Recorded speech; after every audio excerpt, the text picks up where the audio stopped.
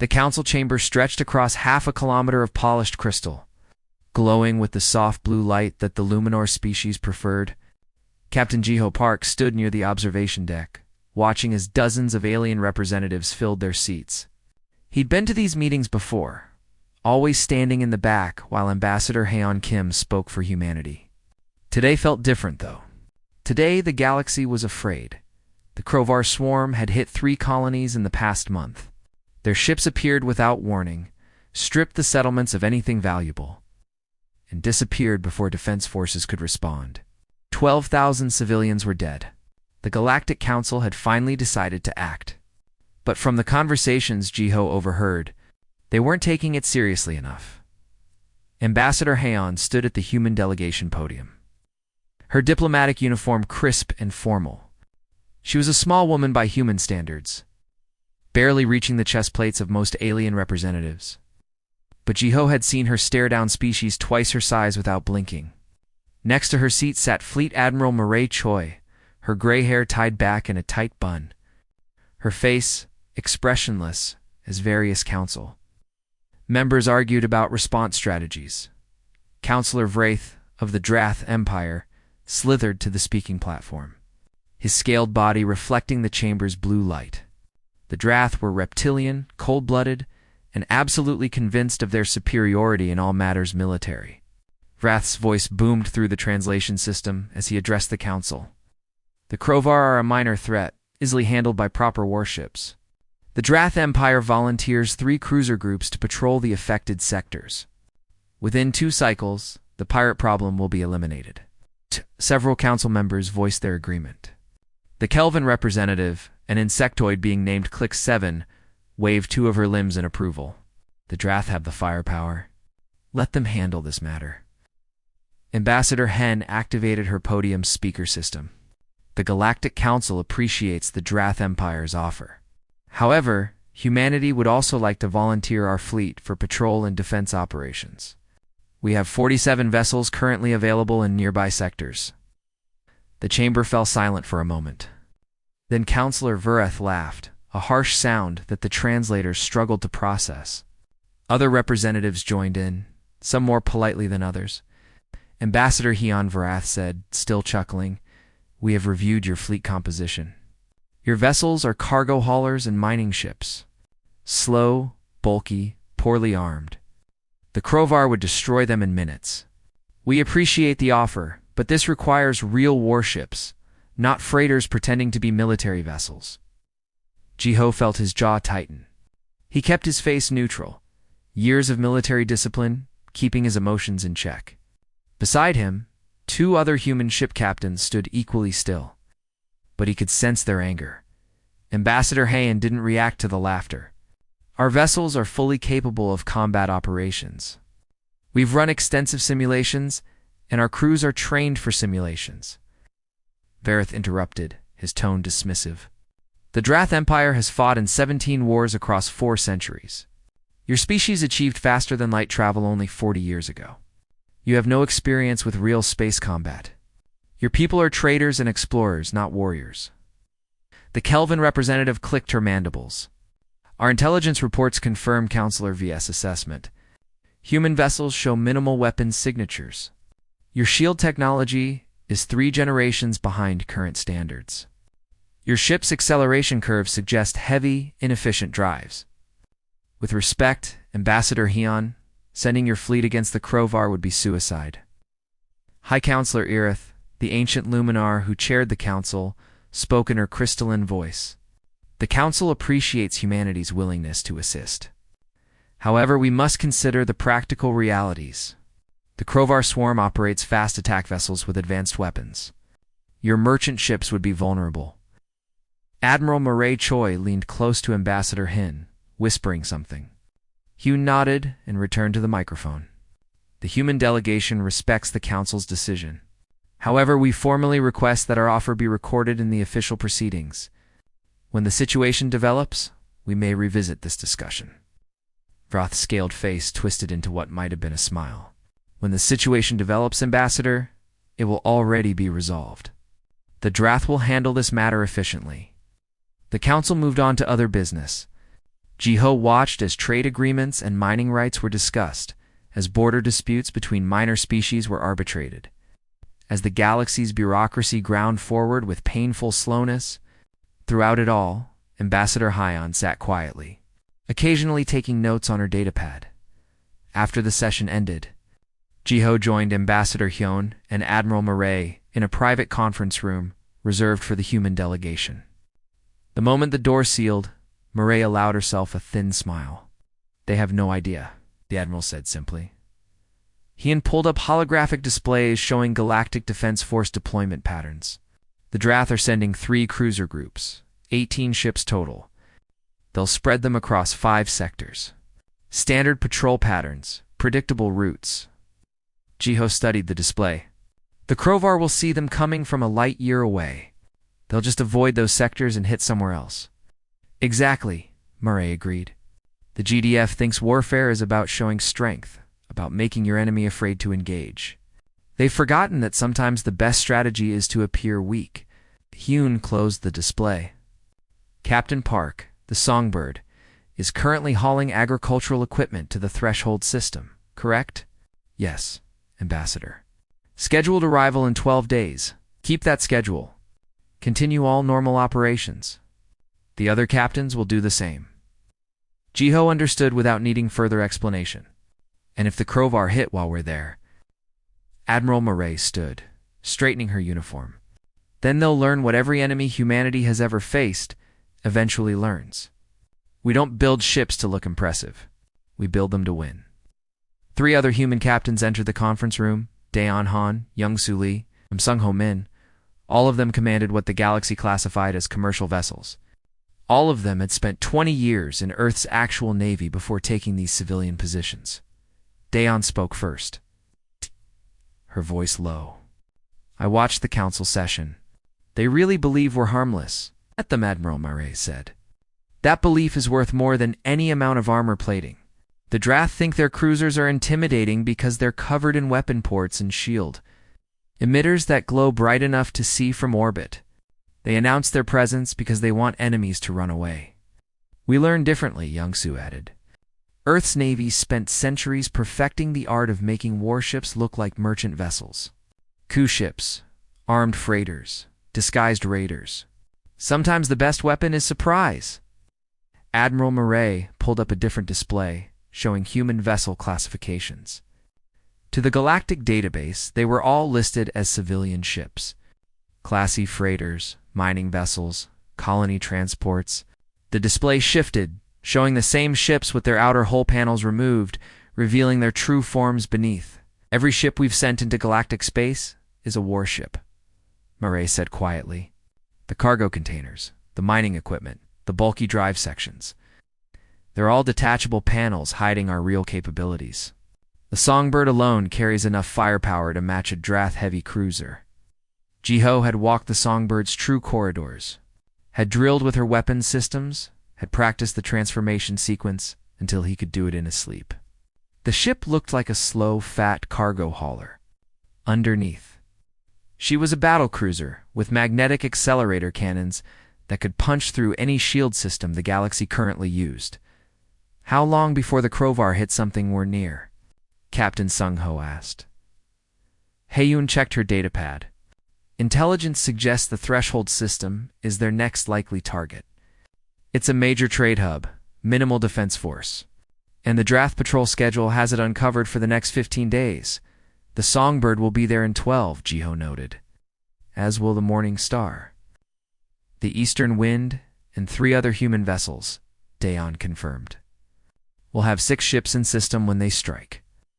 Admiral Murray looked at each captain in turn. Continue your normal operations. If the Krovar attack, defend yourselves and any civilian vessels in the area. Show them what human warships can actually do. And the Council. Young-Soo asked. Let them watch, Hyun said with a slight smile. Let the whole galaxy watch. They'll call it a surprise, an unexpected victory. They'll analyze our tactics and try to understand how civilian ships defeated a pirate fleet. And they still won't figure it out, Jiho finished, because they're looking at the wrong question. They'll ask how we won with inferior ships. They won't ask if our ships were ever inferior in the first place. The meeting concluded with operational details and communication protocols. As Jiho left the conference room and headed back toward the docking ring where the Songbird waited, he allowed himself a small smile. The galaxy thought humanity was weak, thought their ships were slow and poorly armed, thought they were merchants playing at being warriors. Let them think that. Let them underestimate humanity for a little while longer. The truth would reveal itself soon enough, and when it did, the galaxy would never look at a human cargo ship the same way again. The threshold system hummed with commerce.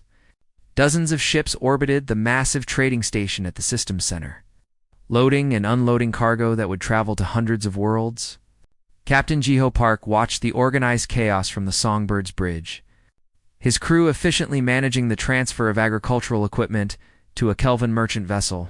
"Captain, we're at 80% unloading completion," reported his first officer, Lieutenant Minseo Kwan. "Should be finished within the hour." Jiho nodded, but his attention was on the tactical display showing ship positions throughout the system.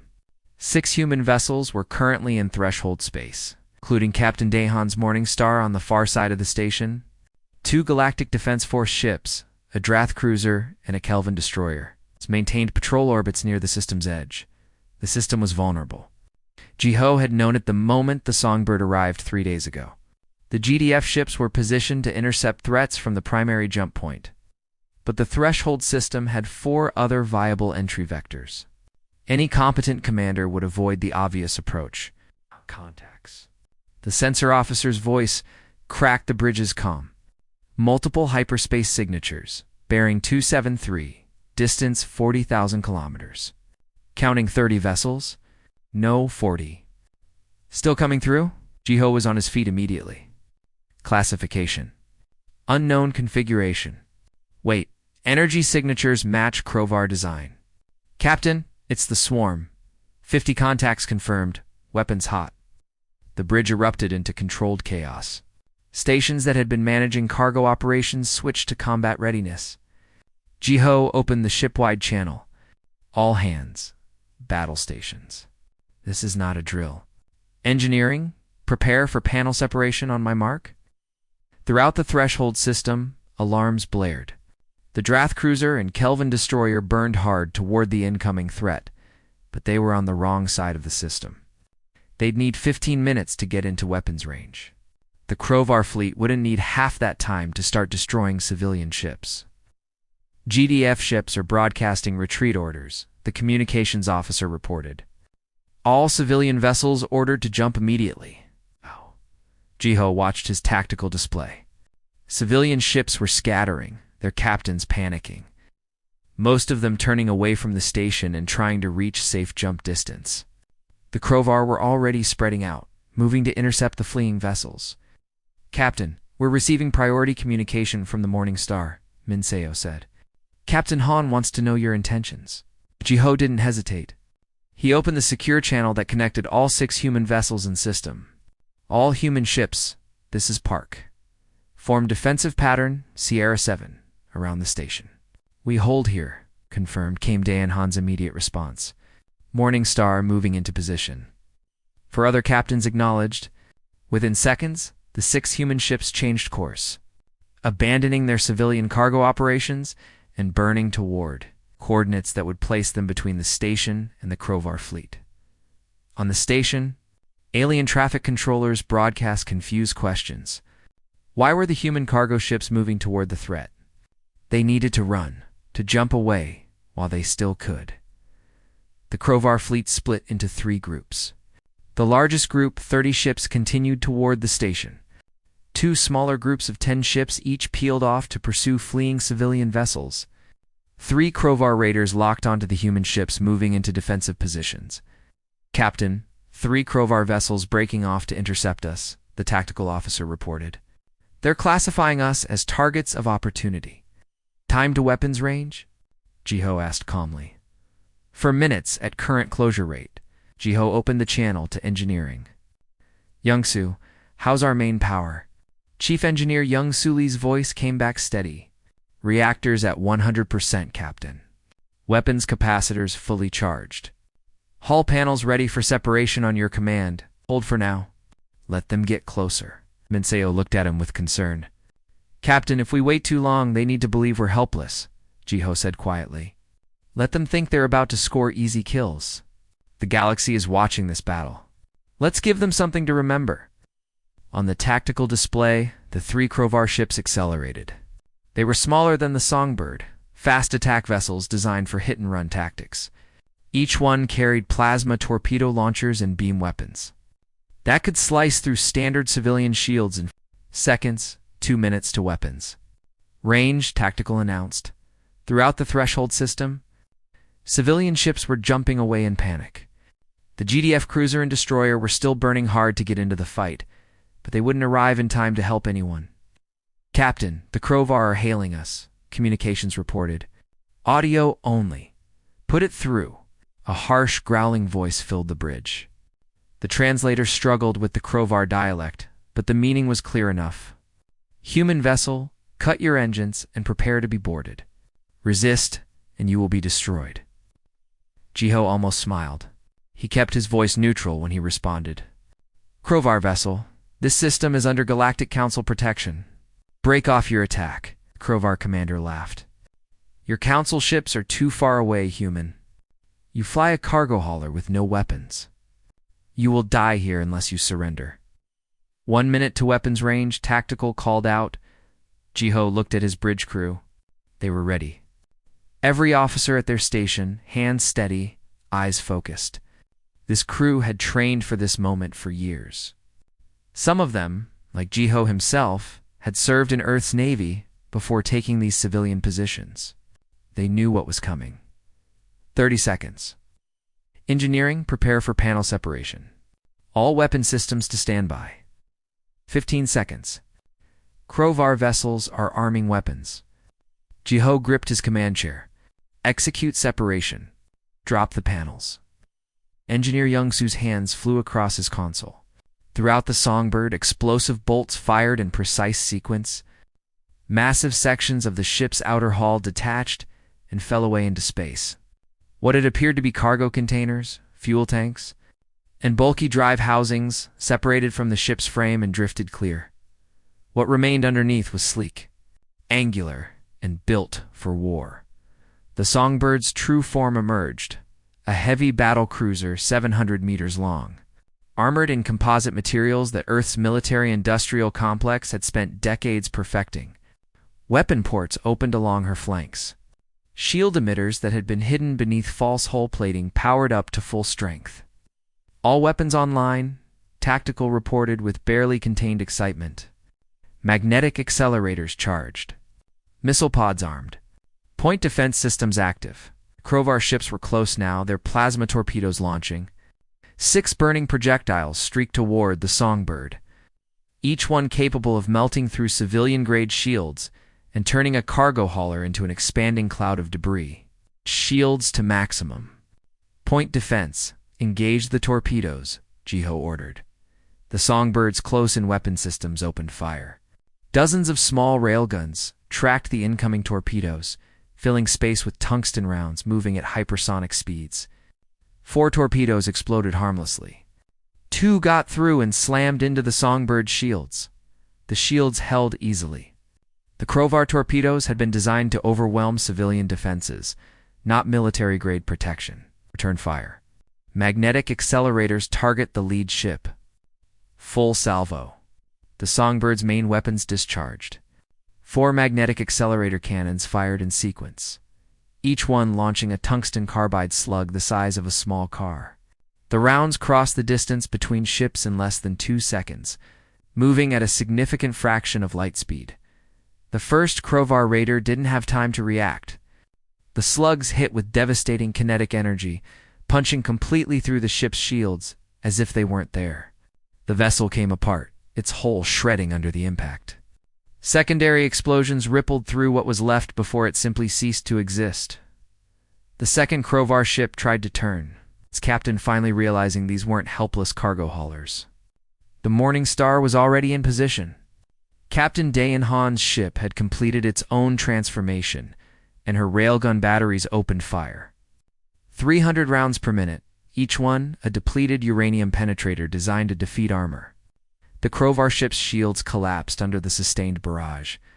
Its hull split open. The ship tumbled away, venting atmosphere and bodies into the void. The third Krovar raider managed to launch another torpedo salvo before attempting to flee. The torpedoes were intercepted by point defense. The ship itself didn't get far. Captain Sung Ho-man's vessel, the Eastern Wind, fired a spread of missiles. 20 warheads, each one carrying guidance systems that locked on to the fleeing Krovar ship. The raiders' point defense destroyed half of them, but 10 missiles was more than enough. The ship vanished in a flash of light and debris. Throughout the Threshold system, the galaxy watched in stunned disbelief. The human cargo ships had transformed into warships. 3 Krovar raiders had been destroyed in less than a minute. "Captain, the main Krovar fleet is changing course," Minseo reported. "They're moving to engage us." Jiho studied the tactical display. 30 Krovar ships were burning toward the 6 human vessels. The odds were 5-1, but Jiho had faced worse odds in simulations. And these were just simulations. This was real, and the galaxy was watching. All human ships formed defensive sphere. Overlapping fire zones. No one breaks formation. The Krovar fleet came at them like a swarm of angry insects. 30 warships against 6 human vessels. On paper, the numbers favored the pirates heavily. In reality, the battle was decided in the first 30 seconds. Captain Jiho Park watched his tactical display with the calm focus of someone who had spent 20 years preparing for this moment. The Songbird's weapons officer, Lieutenant Subin Kong, called out targets with mechanical precision. 3 contacts bearing 045, range 30,000 kilometers. For more at 270, closing fast. "They're trying to surround us." "Let them try," Jiho said calmly. "Focus fire on the forward group first. Magnetic accelerators, continuous fire. Don't give them time to spread out." The Songbird's main guns spoke again. Tungsten carbide slugs streaked across the void, each one carrying enough kinetic energy to shatter a small asteroid. The Krovar ships tried to evade, their pilots executing sharp turns and random jinks that would have fooled most targeting systems. Human targeting systems weren't like most systems. They'd been refined through centuries of warfare, improved through countless battles where missing meant dying. The magnetic accelerators tracked their targets with computer-guided precision that compensated for evasive maneuvers before the enemy pilots even completed them. 2 Krovar ships exploded. A third lost its drive section and began tumbling helplessly. The fourth managed to fire its plasma torpedoes before taking 3 rounds through its center mass. The torpedoes never reached the Songbird. Point defense intercepted them 1,000 kilometers out. "Enemy casualties at 5 and counting," Subin reported. Remaining forward group breaking off. But more were coming. The Krovar were learning that frontal assaults didn't work. So they tried to overwhelm the human formation from multiple angles simultaneously. 15 ships spread out in a wide arc, approaching from different vectors, trying to force the human ships to divide their fire. Captain Daeon Han's voice came over the secure channel. "Morning Star, engaging the port group. We have 4 contacts bearing in. Eastern Wind taking the starboard approach," Captain Sung Ho added. 6 contacts, weapons hot. The 6 human ships held their defensive sphere formation, each vessel covering approaches to the others. It was a formation the Krovar had never encountered before, because most species in the galaxy didn't fight this way. They preferred to spread out, to maximize their individual firepower and maneuverability. Humans had learned differently. Earth's naval history had taught them that ships fighting together were worth more than the sum of their individual capabilities. Overlapping fields of fire meant every attacking ship faced weapons from multiple defenders. Mutual shield coverage meant no single vessel could be isolated and destroyed. "Captain, Krovar vessels are concentrating fire on the Morning Star," Minseo called out. "They're trying to break our formation by overwhelming one ship." Jiho had expected this. It was basic pack tactics. Focus on the weakest point and tear through. The Krovar didn't understand that there was no weak point in the human formation. Rotate shield coverage. Give Daeon maximum protection. The 6 human ships adjusted their defensive fields, overlapping their shields to reinforce the Morning Star's defenses. The Krovar plasma torpedoes and beam weapons struck with tremendous force, but the combined shielding absorbed the impacts. The Morning Star's railguns continued firing throughout the barrage, never stopping, never slowing. 3 Krovar ships took critical damage. One lost containment on its reactor and vanished in a brief, bright flash. Another broke apart under sustained railgun fire, its hull plating simply giving way under hundreds of impacts. Enemy casualties at 11, Subin updated. They're pulling back to regroup. The Krovar fleet's coherence was breaking down. Their warlord, watching from his command ship at the rear of the formation, was learning a painful lesson. These weren't civilians. These weren't even regular military vessels by galactic standards. These were something else entirely. Captain. We're receiving communication from the Krovar command ship, the communications officer reported. Put it through. It's the same harsh voice from earlier, but now edged with anger and confusion. What are you? Our intelligence said you were merchants, haulers of grain and machinery. Jiho kept his voice level. We are merchants. We're also humans. Did you really think we'd travel the galaxy in ships that couldn't defend themselves? You lied to the Council? You disguised warships as civilian vessels. We never lied. We told them our ships could fight. They chose not to believe us. Jiho paused, then added, You chose not to believe us. Now 19 of your ships are debris, and the rest will join them if you don't jump away in the next 60 seconds. The Krovar commander cut the channel. For a moment, Jiho thought they might actually retreat. Then the tactical display lit up with new contacts. Captain, the remaining Krovar ships are forming up for a coordinated assault. All ships, all vectors. They're betting everything on one push. 19 ships remained operational out of the original 30. They were arranging themselves into a sphere around the human formation, preparing to strike from every direction simultaneously. It was a desperate move, the kind that either broke the enemy or got your entire fleet destroyed. All human ships maintained formation. Set point defense to maximum coverage. Prepare to engage on all vectors. 5 acknowledgments came back. The 6 human vessels tightened their sphere, weapons tracking outward in every direction. Krovar ships accelerating. Impact in 30 seconds. Jiho gripped his command chair. This was the critical moment. If the human formation broke, if any ship panicked and tried to run, the Krovar would tear them apart. But his captains were veterans, every one of them. They'd trained for this exact scenario. All weapons free. Engage at will. The space around the human defensive sphere erupted with weapons fire. Magnetic accelerators, railguns, and missiles launched from all 6 ships simultaneously. The human vessels had positioned themselves so their fields of fire overlapped completely. Every attacking Krovar ship faced weapons from at least 3 defenders. The Krovar charge faltered almost immediately. 4 ships exploded before they even entered torpedo range. 3 more took critical damage and lost propulsion. The remaining vessels pressed on, committed to the attack. Unable to turn back now, plasma torpedoes filled the space between the 2 forces.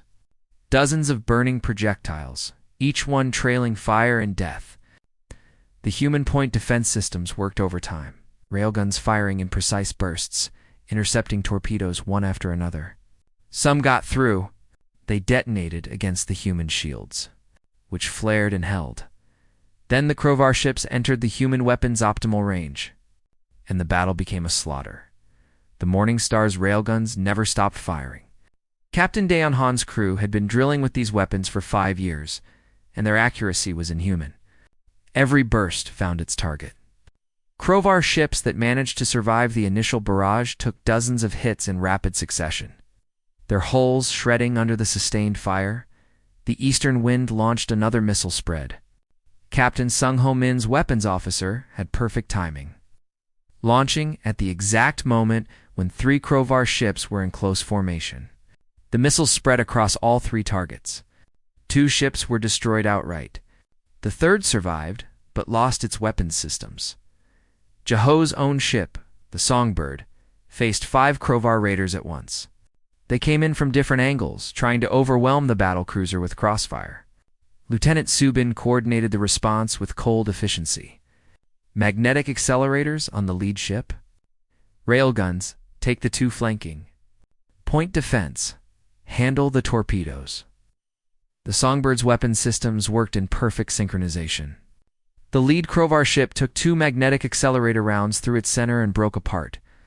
The railguns shredded the flanking ships. Point defense intercepted the torpedoes. The remaining two Crovar vessels turned to flee. "Don't let them run," Jiho ordered. "They attack civilian ships. They attacked us. No survivors that can report our full capabilities." The Songbird's missiles streaked after the fleeing raiders. Both ships died trying to reach jump distance. Across the battlefield, the Crovar fleet's coordinated assault had become a rout. Ships that survived the initial exchange were trying to scatter, their formation completely broken. But the human vessels didn't pursue recklessly. They maintained their defensive sphere and picked off targets methodically, one by one. "Enemy casualties at 27, Subin reported. 3 ships have jumped away. To remain both crippled, cease fire on the crippled vessels," Jiho ordered. "Let them be. Send a message to any Crovar still in system. Leave now or be destroyed." The 2 remaining Crovar ships, both leaking atmosphere and unable to jump, broadcast their surrender. Jiho left them for the GDF ships to deal with. The Drath cruiser and Kelvin destroyer were finally entering the battle zone, though the battle was already over. All human ships stand down from general quarters. Maintain alert status. Begin damage assessment. The 6 human vessels slowly relaxed their formation, spreading out slightly while keeping defensive positions. Around them floated the debris of 27 Crovar ships, shattered hulls and frozen bodies tumbling through space. "Captain, we're receiving hails from the Threshold Station and the GDF vessels," communications reported. The emergency session of the Galactic Council convened exactly 1 week after the Battle of Threshold. The council chamber was packed with representatives from every member species, and the viewing galleries were filled to capacity. This wasn't just another bureaucratic meeting. This was history being made in real time. Ambassador Han Kim stood at the human delegation podium. Her expression neutral as dozens of alien representatives stared at her with varying degrees of shock, confusion, and anger. Beside her, Fleet Admiral Myra Choi stood in full military dress uniform. Her gray hair perfectly arranged, her bearing that of someone who had commanded fleets in actual combat. High Counselor Aerith called the session to order, her crystalline voice cutting through the murmuring. "This emergency session has been called to address the events at the Threshold system 7 days ago. Ambassador Haon, the Council requests an explanation." Before Haon could respond, Counselor Verath slithered to the speaking platform, his scales flushed dark with anger. "An explanation? I'll tell you what happened. Humanity deceived this entire council. They disguised military warships as civilian vessels. They lied about their capabilities. They violated every principle of honest conduct between galactic species." Other voices joined in, some agreeing with Verath, others demanding clarification. The chamber descended into chaos for several minutes before High Counselor Aerith restored order. "Ambassador," and waited patiently for silence. When she finally spoke, her voice was calm and measured. "Counselor Verath, the human delegation takes exception to the accusation of deception. We never lied to this council about anything. You told us your ships were cargo vessels." Verath's voice boomed through the translators. Our ships do carry cargo," Heon replied evenly. The Songbird had just finished delivering agricultural equipment when the Crovar attacked.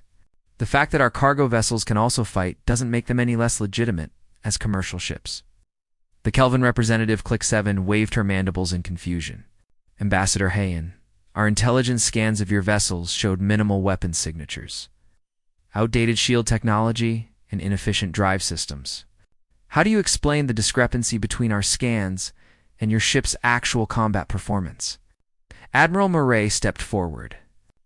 "May I address the Council, Ambassador?" Hyon nodded.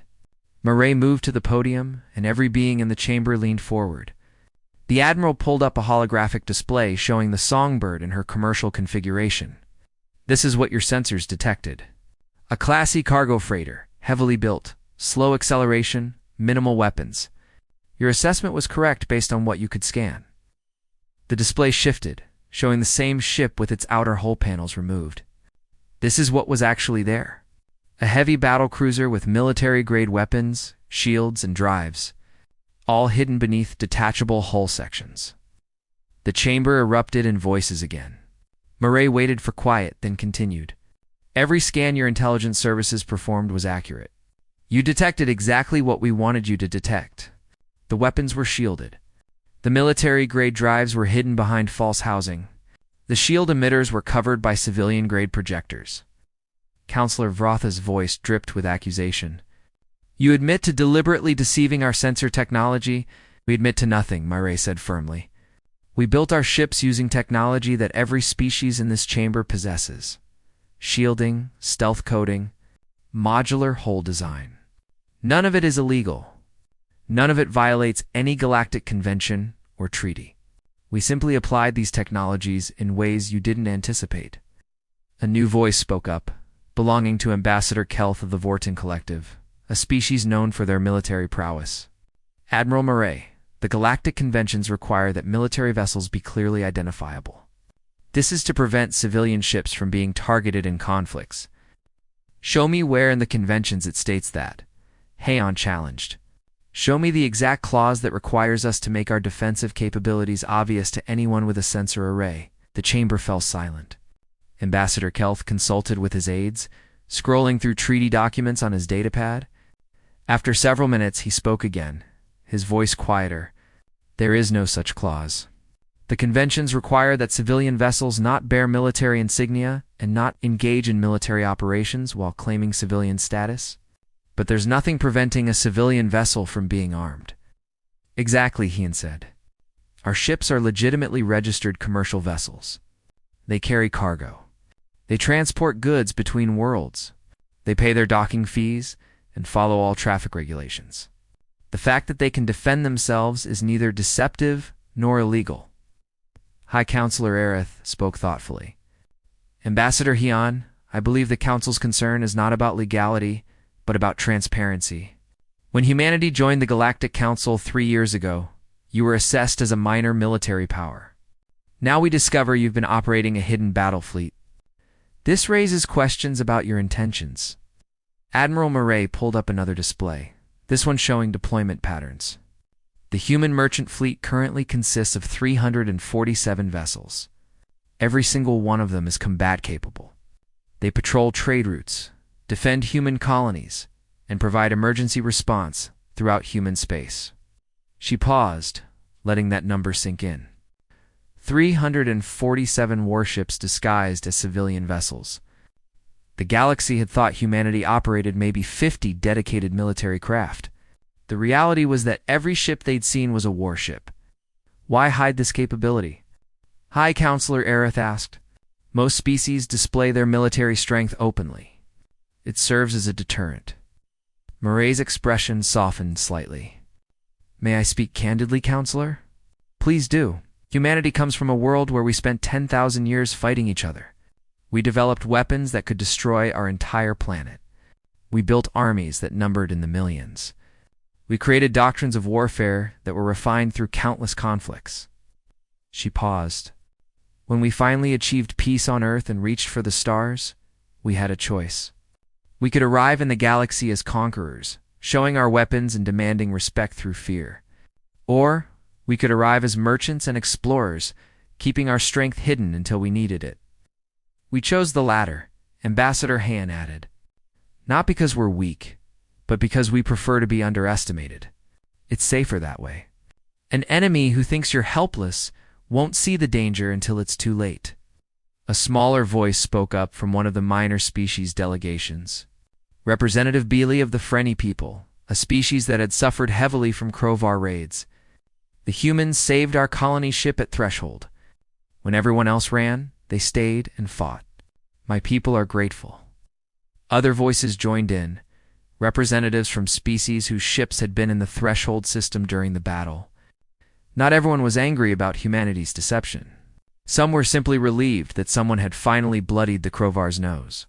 Counselor Varath wasn't mollified. You still haven't explained your combat effectiveness. 6 ships destroyed 30 Crovar raiders. That's not just about hidden weapons. That's about training and doctrine far beyond what a merchant fleet should possess. Should possess? Admiral Murray's voice took on an edge.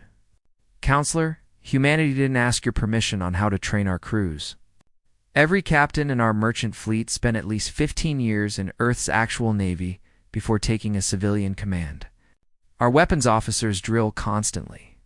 Our engineers know every system on their ships inside and out. We train because we know that when violence comes, the prepared survive and the unprepared die. She pulled up combat footage from the Battle of Threshold. You want to know why we won? It's not magic. It's not secret technology. It's because we've been fighting wars for longer than most species in this chamber have had spaceflight. We know how to coordinate fire. We know how to maintain formation under attack. We know how to target enemy weak points and exploit them ruthlessly.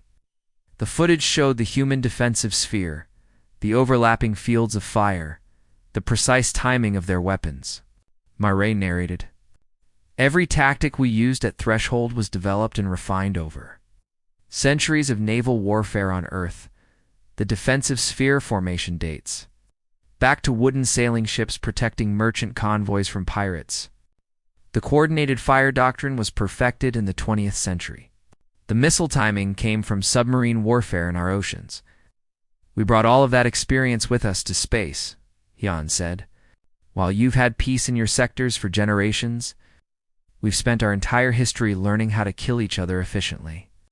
That knowledge doesn't go away just because we stopped fighting ourselves and started exploring the stars. Ambassador Kelth spoke again, his tone more respectful now. Admiral Murray, you mentioned Earth's Navy. Does that mean you have dedicated military vessels beyond your merchant fleet?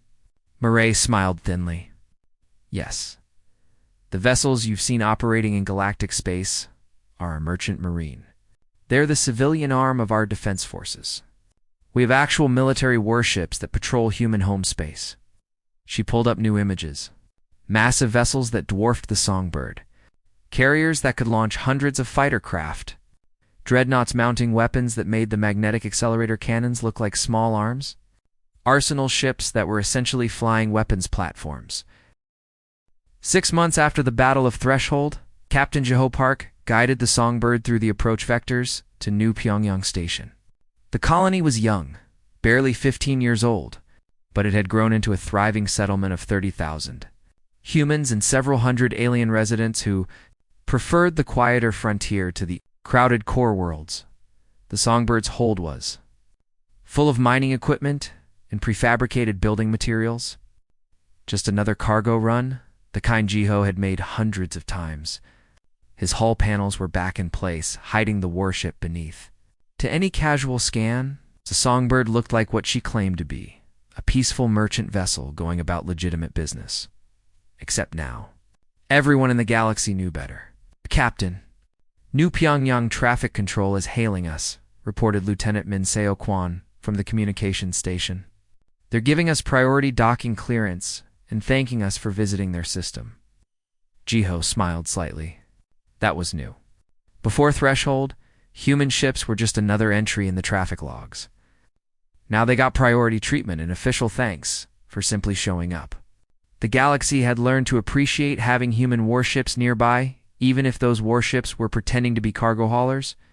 Acknowledged their clearance and thanked them for the hospitality, Jeho said. Standard docking procedure. The Songbird settled into her assigned berth without incident. Jeho was reviewing cargo manifests when the proximity alarms screamed to life. Multiple hyperspace signatures. The sensor officer shouted, bearing 347, distance 80,000 kilometers. Counting 100 vessels. Captain, it's a massive fleet. Jeho was on his feet instantly. Classification. Crovar configuration. Captain, it's the Swarm. They've brought everything they have. Throughout the New Pyongyang system, alarms blared. The colony had minimal defenses, just a patrol craft and a handful of armed shuttles. Against 100 Crovar ships, They might as well have been unarmed. Jiho opened the ship-wide channel. All hands, battle stations. Engineering, prepare for immediate panel separation. This is not a drill. He switched to the colony's command frequency. New Pyongyang Control. This is Captain Park of the Songbird. How many human ships are currently in system? The response came back quickly, the controller's voice tight with fear. For vessels total, Captain? All in dock or near orbit. The colony defense force is launching, but a patrol craft wouldn't matter against 100 raiders. Everyone knew it. Jiho checked his tactical display. For human ships, the Songbird, the Morning Star under Captain Daeon Han, and 2 smaller vessels commanded by Captains Bora Shin and Taiyang Zhou, against 100 Crovar ships. The odds were worse than threshold. He opened the secure human fleet channel. All captains, this is Park. Form up on my position. Defensive pattern Sierra 7, but we're going to need modifications for the numbers we're facing. Daeon's voice came back immediately. Confirmed. Morning Star separating panels now. Jiho, there's too many of them.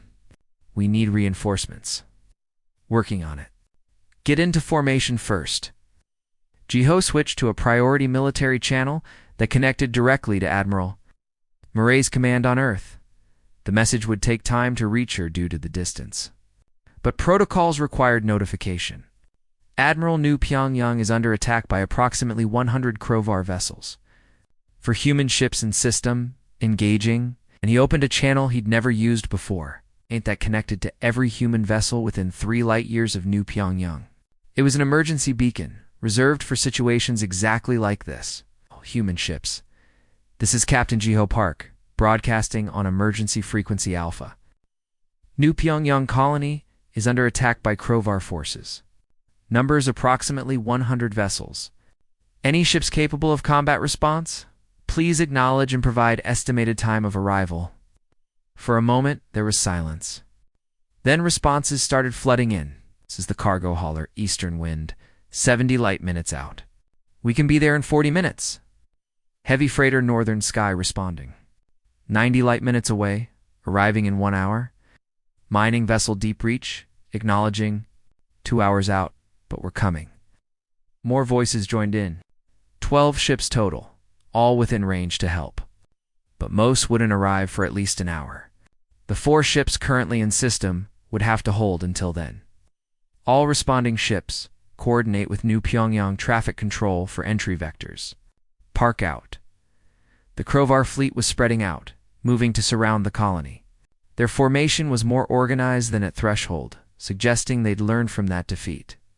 Leading them was a massive flagship, twice the size of any vessel Jiho had seen in Crovar service. A transmission cut through all frequencies, harsh and filled with rage. Human vessels, this is Warlord Dask of the Crovar Swarm. You humiliated us at Threshold. You destroyed my ships. Today, we take payment. Surrender the colony and your ships, or we destroy everything. Jiho recognized the voice from battle reports. Dask had been the commander at Threshold, one of the few Crovar leaders who'd escaped that disaster. He'd spent the past 6 months gathering every pirate, raider, and mercenary he could find, building an overwhelming force for revenge. This is Captain Park. Warlord Dask. You're attacking a Galactic Council-protected colony. Leave now, and this doesn't have to end in more of your ships dying. Dask laughed, the sound bitter. 4 ships against 100. You can't hide behind tricks this time, human. We know what you are now. We've prepared for your weapons. Today you die. The Crovar fleet accelerated, burning toward the colony. Jiho watched them come and did the math in his head. 4 ships could hold for maybe 30 minutes against this many attackers. The first reinforcements would arrive in 40 minutes. They'd have to survive 10 minutes longer than should be possible. All human ships, drop panels and engage. Focus fire on their capital ships first. Make every shot count. The 4 human vessels shed their civilian disguises simultaneously. Underneath, the Songbird and Morning Star were heavy battle cruisers. The 2 smaller ships, under Captains Bora and Taiyang, were destroyers. Fast and well-armed, but much more fragile. The Krovar fleet split into 3 groups. The largest 50 ships headed straight for the human formation.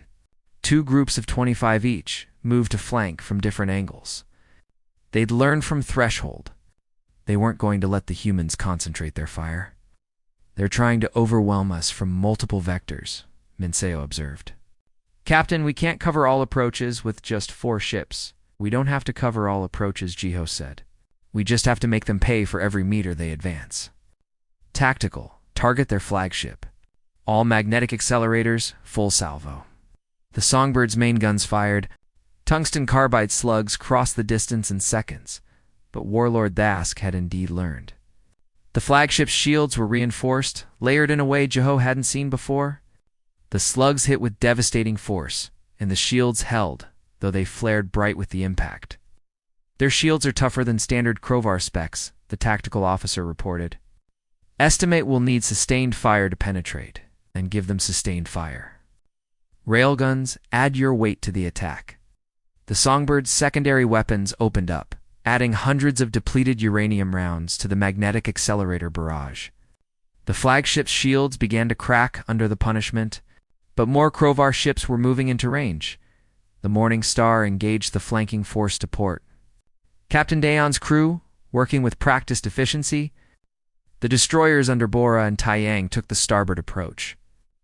Their lighter weapons tracking targets with desperate precision. Plasma torpedoes filled the space between the 2 forces. Dozens of them, more than the human point defense could possibly intercept. Jiho gritted his teeth as impacts rocked the Songbird. The shields held, but barely. Warning indicators lit up across his tactical display. Shields at 60%, Minseo reported. We can't take many more hits like that. Keep firing. We just need to hold until reinforcements arrive. But the Krovar kept coming. For every ship the humans destroyed, 2 more moved into position. The flagship shields finally collapsed under the Songbird's sustained fire. Magnetic accelerator rounds tore into its hull. But that ship was heavily armored. It kept coming, wounded but not dead. The destroyer under Captain Bora took critical damage, her shields collapsing completely. Songbird, this is Bora. My ship is crippled. Weapons still functional, but we're dead in space. Maintain fire as long as you can, Jiho ordered. We're adjusting formation to cover you. The 3 remaining mobile ships shifted positions, trying to protect their crippled companion. It left gaps in their defensive coverage, gaps the Krovar immediately exploited. More torpedoes got through. The Morning Star's shields dropped to critical levels. Jiho checked the time. 25 minutes since the battle started. Reinforcements were still 15 minutes out. They weren't going to make it. Then new contacts appeared on the tactical display. Not from the direction of approaching human reinforcements, but from the opposite vector. 6 vessels, moving at high speed, weapons hot, Captain. New contacts are broadcasting Galactic Defense Force identification, the sensor officer said with surprise. It's a Drath cruiser group. They're engaging the Krovar fleet. Counselor Vroth's voice came over the emergency frequency. Human vessels, Drath's second fleet, responding to your distress call.